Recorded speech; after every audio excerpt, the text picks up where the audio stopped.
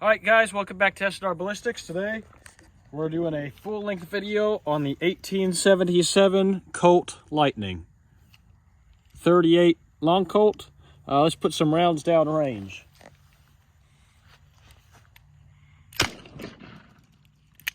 Oh.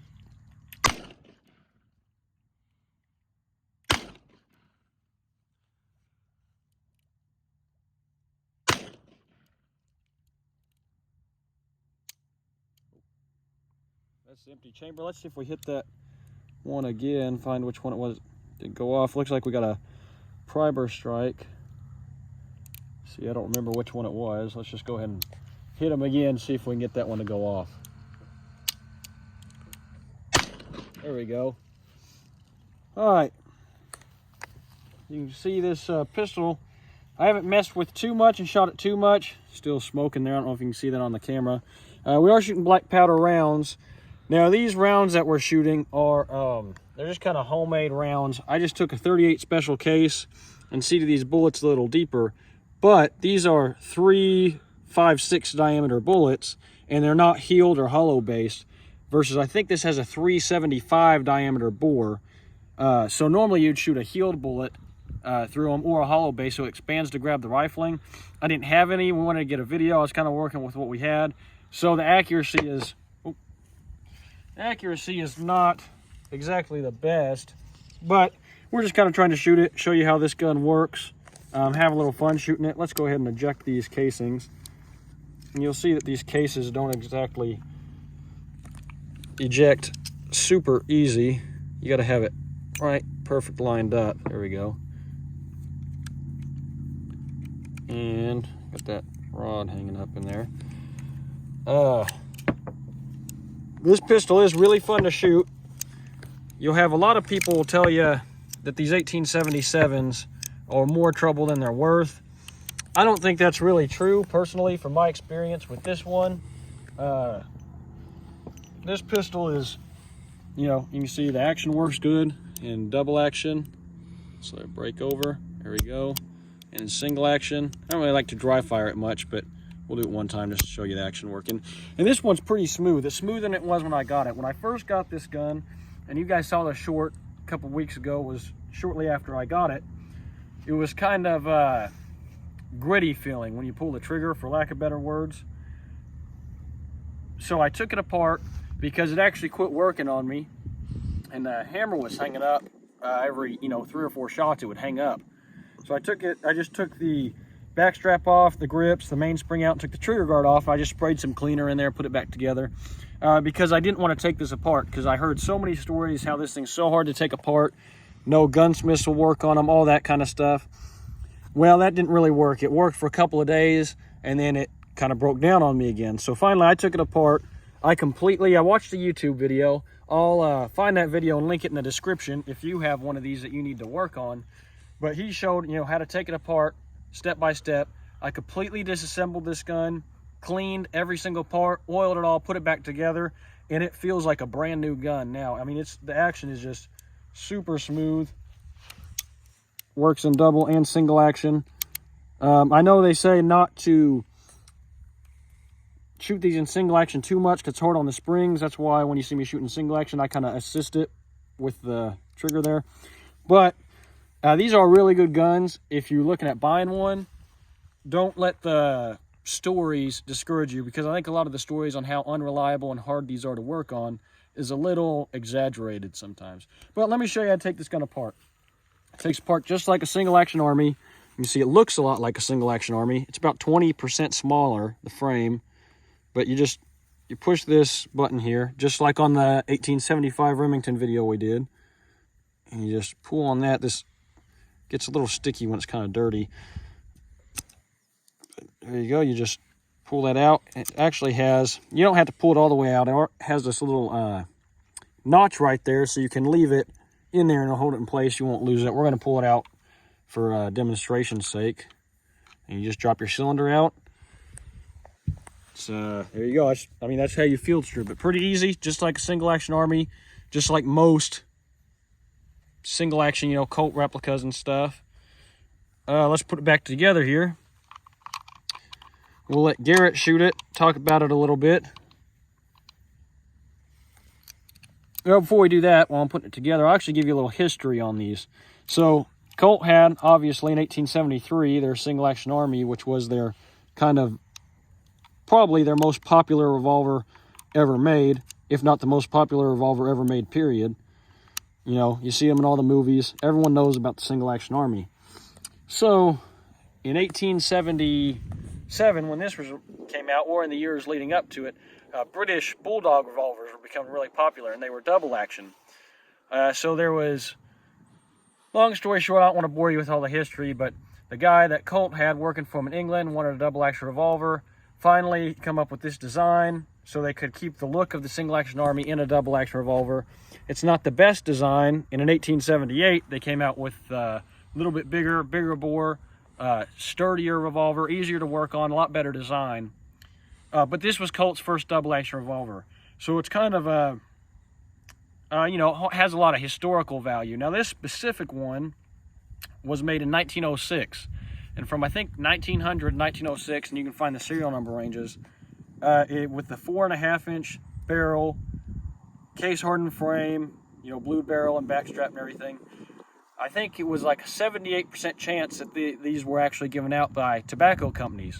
Because from 1900 to 1906, these big tobacco companies would buy these, and you collected back then. They had little tags on their rolls, these little metal tags to keep the distributors from putting their own stuff in there to try to make more money or whatever.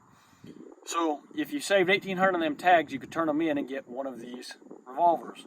So this falls in that serial number range. I don't know for sure. The case hardening is almost completely worn off. You can barely see any of it. You can see a little bit of the bluing here, maybe. You know, some of the internal parts have the old bluing on it, but I got a decent deal on this gun. It's worn, but mechanically, it's perfect.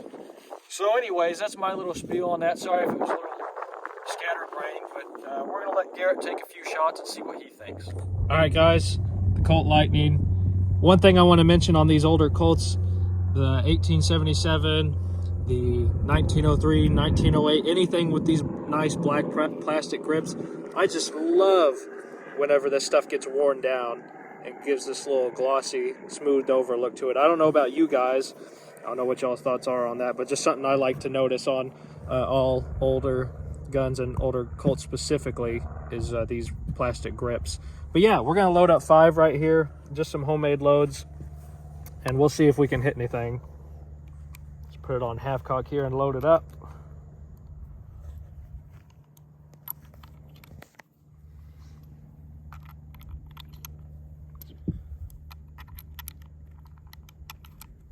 Now, I have shot this gun prior to this video, and I am not the best shot with double action, so let us see what we can do here. I think we're on an empty chamber here. Let's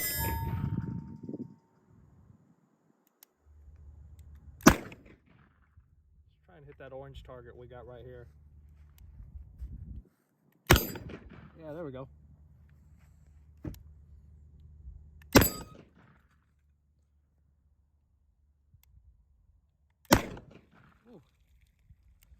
All right, guys, that's all 5 of them. This gun has got a little bit of some kick to it, all right. But yeah, like I said, guys, I'm not very accurate with the double action here. It is a nice revolver, very cool to have. When Houston was mentioning the tobacco companies that used to give these away for little incentive to buy their product, I think that's just neat. Nice old rich history. I wish companies would still do that today. But yeah, there we go. We got all 5 out of here. Yeah, let's just get another close-up of that real quick. Again, really smooth ever since Houston cleaned it up here. Before he did, whenever he first got it, it was real gritty, but he did a nice job detailing it, stripping it down, and cleaning it. Not much else to say on this particular pistol here. It's just a really nice example of an old 1877.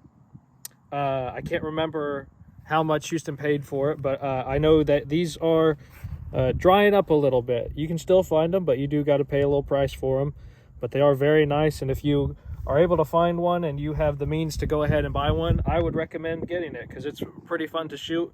Obviously, you might have some trouble with some ammo. I know there's not really any current production for the 38 right now, but you know, if you've got a simple reloader setup, you can really do it at home yourself, and it is another fun hobby to get into with these older guns.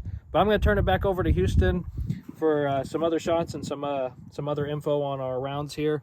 We do want to thank our sponsor at Haskell Gun and Pawn. We want to thank all of you who have subscribed and all of you that are commenting on our videos. We love when people comment. Please, if you have one of these or if you have any info on them, let us know. We like to discuss with our fans, and we really do appreciate all the support we've been getting from you guys. Thank you. All right, guys, I'm gonna put a few more rounds in here. Like I said, these rounds, I loaded them up. You can see they're seated a little deeper than a normal 38 special because these are, in fact, 38 special cases. I don't have a case trimmer, though, so I just kind of seated these a little deeper. I loaded them up with roughly 19, 20, somewhere in there, grains of Hodgdon 777. I hear you're not supposed to use the 3F in cartridges. That's what I had, because when I was shooting my percussion revolvers. I've been using it. I've not had any issues with it so far. I mean, if anyone knows why you're not supposed to, I've heard it could cause higher pressures. I've read a lot of people say it shouldn't matter. In my personal experience, it hasn't hurt anything, and these aren't exactly the strongest guns, and it handles it just fine. So anyways, that's what we're shooting. We got the 3.56 diameter bullets. Again, we need some heeled or hollow based bullets to improve our accuracy a little bit because the 3.75 diameter bore.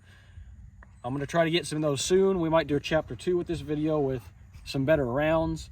But anyways, let's go ahead and load it up here. We'll load it just like we would a single action. We would be putting 6 rounds in since we're just here at the range, but I only had time to load up 15 rounds, so we're just gonna load 5. So loading 5, you load one, skip one. Loaded our first one, and we skipped one. And we're gonna load number 2, number 3, 4, and 5. Now, I don't know how well you guys can see the smoke coming out of this on camera, but another point with these old revolvers, it's really fun to shoot them with the black powder and you get all the smoke and everything. It adds a lot of, like, I don't know, it just feels cool, you know, it makes you feel like you're in a movie or something. But anyways, let's go ahead and try to put the last few rounds down here.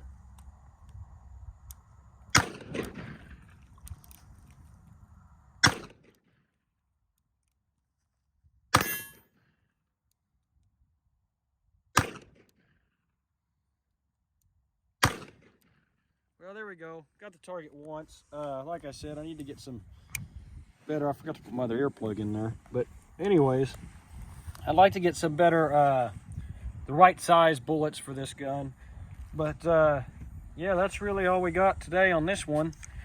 If you have one, you know, comment. If you have any issues with it or anything, maybe I'm going to link the video for how to take it apart, and maybe you can solve your issues with that. Or if you have any questions, I'm not an expert on these, but I have had this one apart a couple of times, and so I might be able to help you with it.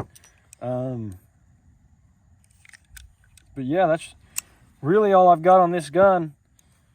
We'd like to thank our sponsors at Haskell Gun and Pawn. If you're ever in the, you know, Tulsa, Muskogee, Coweta, any of those areas, you know, northeastern Oklahoma area, check them out.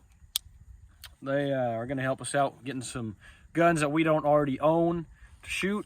I would also like to mention we've got a really special gun coming in. Should be in next week. I ordered it, a rifle.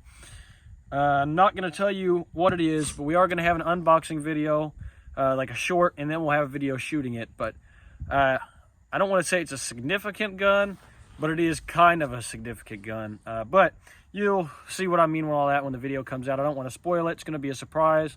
Me and Garrett have really been anticipating it coming in. I ordered it last Monday, and they didn't end up shipping it actually until yesterday. I think they shipped it. So we'll see. Hopefully it's in by Monday or Tuesday, and we can show you guys that rifle. It's going to be really great, really fun rifle.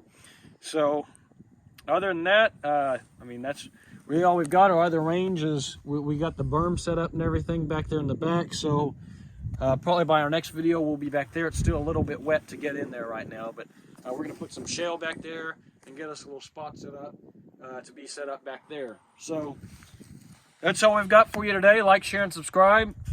Comment guns you'd like to see. Comment if you own one of these guns. And again, I'll try to get that video to disassemble them linked in the description. Thank you.